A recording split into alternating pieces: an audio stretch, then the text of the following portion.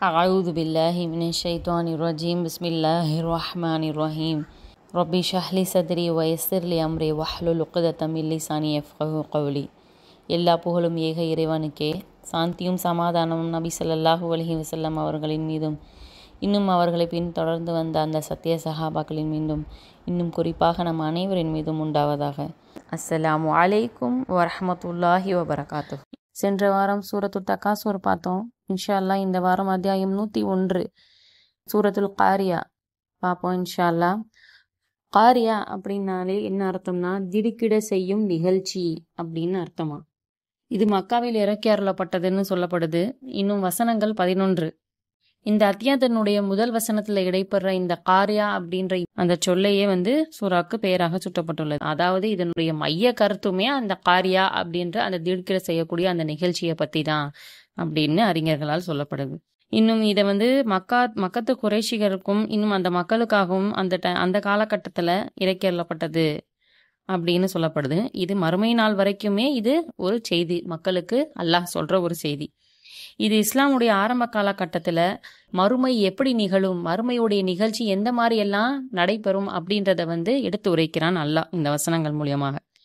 இந்த வசனங்கள் மொத்தமாக 11 வசனங்கள். இதில் முதல் 3 வசனங்கள் பாத்தீங்கன்னா ஒரு பெரிய ஒரு ஆபத்து, பெரிய ஒரு நிகழ்ச்சி ஏற்பட போகுது அப்படின்னு அல்லாஹ் இங்க சுத்தி காமிக்கிறான். இந்த முதல் 3 வசனங்கள்ல ஒரு பெரிய டிசாஸ்டர் நடக்க போகுது, அல்லாஹுடைய அந்த இறுதி நாளும் குறிப்பிடப்படக்கூடிய அந்த நாளில் இந்த மாதிரி ஒரு நிகழ்வு ஏற்படும் அப்படின்றத முன்னெச்சரிக்கையாக அல்லாஹ் இந்த வசனங்கள் மூலியமாக சொல்லி காண்பிக்கிறான். இன்னும் 4வது 5வது வசனங்கள்ல பாத்தீங்கன்னா அந்த நாள்ல எந்த மாதிரி எல்லாம் இருக்கும், எப்படியெல்லாம் மனிதர்கள் இருப்பாங்க, எந்த மாதிரி ஒரு சூழ்நிலை அமையும், ஒரு அந்த அட்மாஸ்பியர் அந்த நடக்கும்போது அந்த நிகழ்ச்சியோட அந்த பரபரப்பு எப்படியெல்லாம் இருக்கும் அப்படின்றத அல்லாஹ் இங்க சொல்றான். இன்னும் எப்படி மனிதர்களுடைய முடிவு எப்படி ஏற்படும் அப்படின்றதையும் சொல்றான்.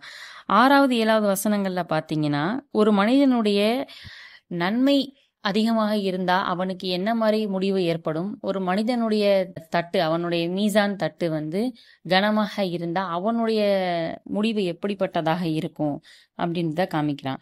8வது 9வது வசனங்கள் அப்படின்னா அதை நம்ம பார்த்தோம்னா கெட்ட நடவடிக்கக்கூடிய அந்த மக்கள், இன்னும் மீசான் தரசுல கெட்ட விஷயங்கள்ல கனமாக இருக்கக்கூடிய அந்த மனிதர்களுடைய சூழ்நிலை எந்த மாதிரி எல்லாம் இருக்கும் அப்படின்னு சொல்லிட்டு சொல்றான். இன்னும் அல்லாஹுடைய நெருப்பு எப்படிப்பட்டதாக இருக்கும் அப்படின்றதையும் இந்த இடத்துல கடைசி வசனங்கள்ல அல்லாஹ் சொல்லி காண்பிக்கிறான். அதாவது முடிவில்லாத ஒரு வாழ்க்கைக்கு இந்த உலகத்தினுடைய முடிவு எப்படிப்பட்டதாக இருக்கும் அப்படின்றத இந்த வசனங்கள் மூலியமா அல்லாஹ் நமக்கு சொல்லி காண்பிக்கின்றான். இன்ஷா அல்லாஹ் வசனத்துக்குள்ள போவோம். அல் காரியா அப்படின்னாலே திடுக்கிடும் நிகழ்ச்சி, ஸ்ட்ரைக்கிங் கெலாமிட்டி. மல் காரியா மானாலே என்ன எது அப்படின்னு மீனிங் வரும். சேர்த்து சொல்லும் போது திடுக்கிட செய்யும் நிகழ்ச்சி எது அல்லது என்ன அப்படின்னு கேட்கறது. What is the striking calamity? 3வது வசனம் வ இன்னும் அண்ட் மா வாட் எது, அதுராக்க உமக்கு அறிவித்தது, அதுரானா அறிவிக்கிறது, கனா உமக்கு அறிவித்தது. What will make you know, மா வாட் எது, காரியா திடுக்கிடும் நிகழ்ச்சி, த ஸ்ட்ரைக்கிங் கெலாமிட்டி. வமா அதுராக்க மல் காரியா திடுக்கிட செய்யும் நிகழ்ச்சி என்னவென்று உமக்கு அறிவித்தது எது. And what will make you know about the striking calamity.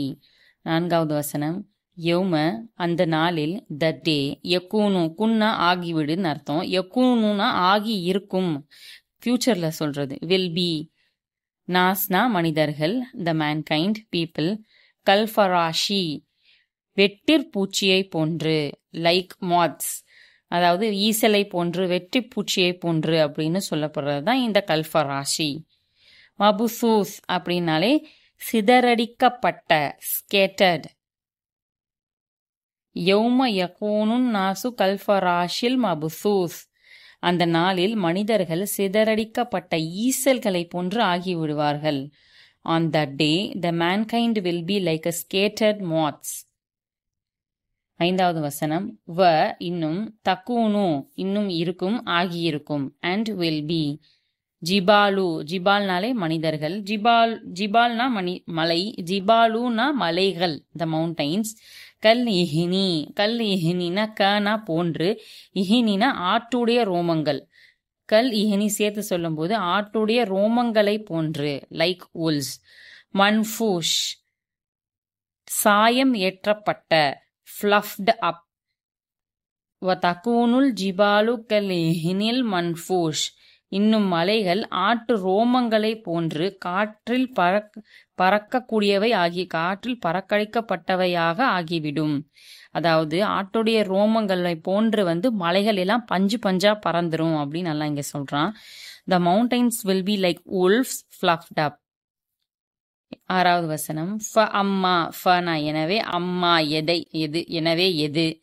Then ask for மண் எவர், ஃபூஸ் சகுலத், சகுலத். இந்த சகிலா ஹஃபீஃபான்னு நம்ம கிராமர்ல அதை படிச்சிருப்போம். சகிலா அப்படின்னா கனமானது, கணக்கக்கூடியதுன்னு வரும். அதுல இருந்து வந்ததான் இந்த சகுலத், கனமானது. R heavy. மவாசீனுஹு, வசன்னாலே எடைன்னு அர்த்தம். மவாசீனுஹுனா அவருடைய எடை, எது நன்மையினுடைய எடை. His scales. ஃப அம்மா மன் சகுலத் மவாசீனுஹு எனவே எவருடைய எடைகள் நன்மையை கொண்டு கனத்திருக்குமோ. Then as for him whose scales of good deeds are heavy. 7வது வசனம். ஃபஹுவ அப்போது அவர், தென் ஹி, ஃபி அப்படின்னாலே இல், இன், லே அப்படின்னு மீனிங் வரும். Will be in. ஐஷதி, ஐஷத்தினா வாழ்க்கை, அ லைஃப். ராதியா அப்படின்னாலே மகிழ்ச்சியான, பிளசன்ட். ஃபஹுவ ஃபி ஐஷத்தி ராதியா அப்படின்னு சொன்னா அவர் மகிழ்ச்சியான வாழ்க்கையில் நிலைத்து இருப்பார். Then he will be in a pleasant life. 8வது வசனம். வ அப்படின்னா இன்னும், அம்மா அப்படின்னா எது, பட் as for மண் எவர், ஹூஸ் ஹஃபத். இந்த ஹஃபீஃபால இருந்து இந்த ஹஃபத், ஹஃபீஃப் அப்படின்னாலே லேசானது, இலகுவானது அப்படின்னு சொல்றது. லைட். மவாசீனுஹு அவருடைய எடை, ஹிஸ் ஸ்கேல்ஸ் எவருடைய எடைகள் லேசாக இருக்குமோ. But as for whose scales are light. ஃப உம்முஹு எனவே, உம்முஹு அப்படின்னா அவருடைய தங்கும் இடம், ஹூனா அவருடைய தங்கும் இடம். ஹிஸ் அப்டோப். ஹாவியா, ஹாவியா நரகமாக இருக்கும். Will be the pit. உம்முஹு ஹாவியா அவருடைய தங்குமிடம் ஹாவியாவாக இருக்கும். ஹிஸ் அடோப் வில் பி த பிட். வமா இன்னும் எது, அதுராக்க உமக்கு அறிவித்தது, மா எது, வாட், ஏனா அது. வமா அதுராக்க மாஹியா அப்படின்னு சேர்த்து சொல்லும்போது அது என்னவென்று உமக்கு அறிவித்தது எது. And what will make you know what that is. இறுதி வசனம். நாருன், நாருன்னாலே நெருப்பு, ஃபயர். ஹாமிய அப்படின்னாலே சுடர்விட்டு எரியும், பிளேசிங் ஃபயர். நாருன் ஹாமியா அப்படின்னு சொன்னா அது மிக கடுமையான சுடர்விட்டு எரியும் நெருப்பாகும், அ பிளேசிங் ஃபயர்.